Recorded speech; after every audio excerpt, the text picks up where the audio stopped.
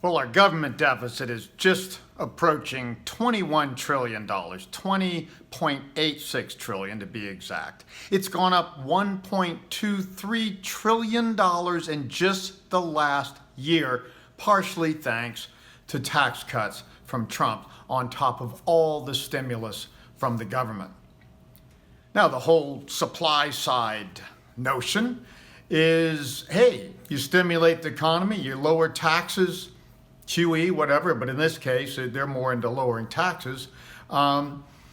It's made up for by growth. That would be nice if it were the case. That was the whole thing back. Larry Kudlow and Art Laffer and Stephen Moore, the classic supply side people, Kudlow and all in the Reagan administration.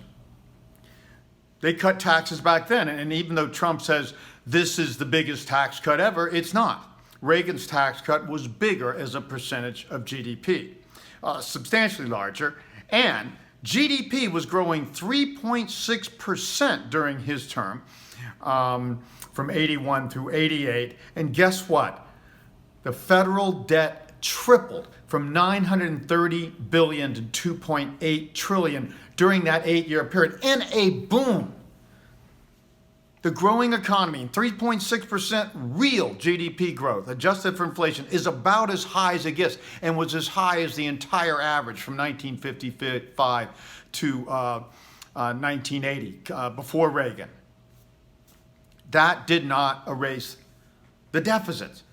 And again, in boom times, you're supposed to run surpluses so you can run natural deficits with lower tax revenues and higher social costs in recessions and downturns, like the early 80s, or like the early 90s, or early 2000s, and of course, 2008 to 9.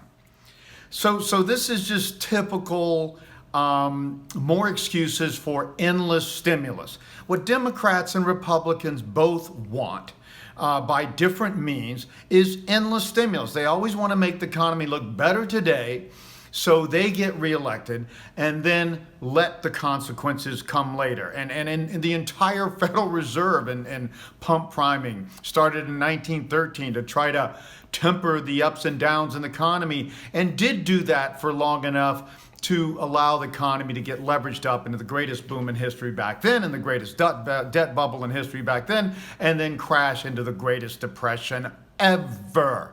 This crap doesn't work, period.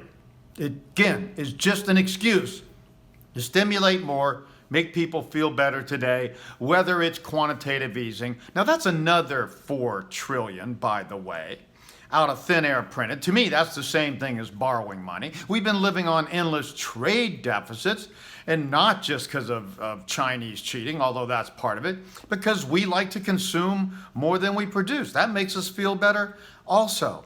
And of course, this $21 trillion and going government debt.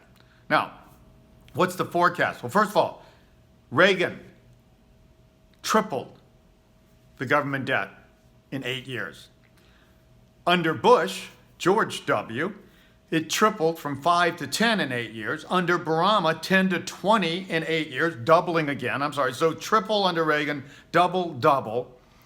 I don't see why it wouldn't double in the 8 years of this administration, or whatever comes in the next 8 years, because not only are we running, again, $1.2 trillion in the last year during a boom, imagine what occurs during a major crash and debt deleveraging. And we're going to get that sooner or later. You just can't keep doing this forever. And again, our indicators suggest the greatest weakness in time for this is in the next 2 to 5 years. That's when the demographics and our other long-term indicators are the weakest, and when fundamental factors are likely to overwhelm this endless need for stimulus. And reminder, Trump's promising a second tax cut because this wasn't enough. So that's the truth.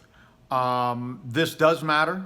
It does crowd out investment. That's one of the reasons 1987 saw a crash, and Greenspan had the beginning of an endless stimulus program by the Fed, always lowering interest rates, always buying bonds, whatever form, to stimulate the economy. We never let the economy deleverage, consolidate, flush out waste, which is healthy, just like the common cold.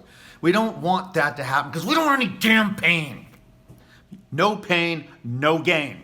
Ask Japan. Now, going on 30 years of a flat line economy with 0 plus or minus growth, 0 plus or minus inflation, they're on a morphine drip to hell and death because they're not willing to deleverage debt. They're not willing to let banks and businesses fail. They're not willing to let unemployment go up for a period like Iceland did in the recent 2008 and all crisis. They, in the Euro crisis to follow our 2008 crisis, they devalued their currency. They defaulted on all foreign debts. They tolerated years of 20% inflation and came out stronger after some pain. Deleveraging is painful. Life is painful, period. No pain, no gain. We're in sometime in the next 1 to 5 years for the worst deleveraging in history, and at best, we just go into an endless, flat line, morphine drip, death spiral like Japan, and they've been doing this something for nothing, endless stimulus, never allowed deleveraging the longest, and they are going nowhere, and they're in a positive demographic cycle from 2003 to 2020. Positive. Wait till it goes negative again 2021 forward. This stimulus game is being promoted by governments. Doesn't matter whether it's QE or tax cuts, it all goes to the top 1%, 10% at best, 0.1% to the extreme.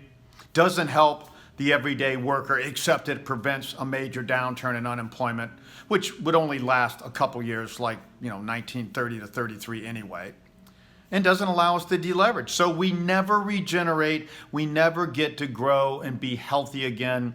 And even if we do so, the future trends will not be as strong because our demographic and productivity trends are simply not as strong and predictable to not be as strong in an aging economy.